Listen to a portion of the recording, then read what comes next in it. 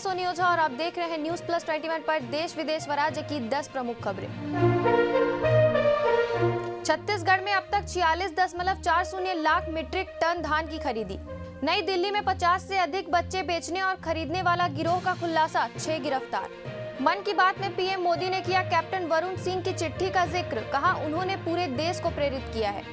Omicron के खतरे के बीच कर्नाटक सरकार ने लगाया 10 दिनों का नाइट कर्फ्यू। तेलंगाना में सीआरपीएफ में तैनात कांस्टेबल ने चलाई एसआई पर गोली, फिर खुद को उड़ाया।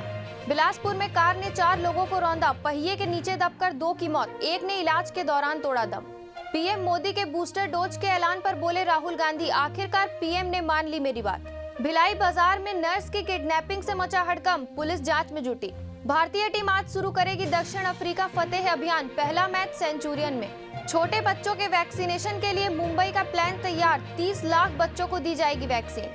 ऐसे ही देश विदेश व राज्य से अपडेट रहने के लिए हमारे चैनल को लाइक और सब्सक्राइब करना ना भूलें। नोटिफिकेशन के लिए बेल आइकन जरूर दबाएं। देखते रहिए न्यूज प्लस 21, आपके हक की बात।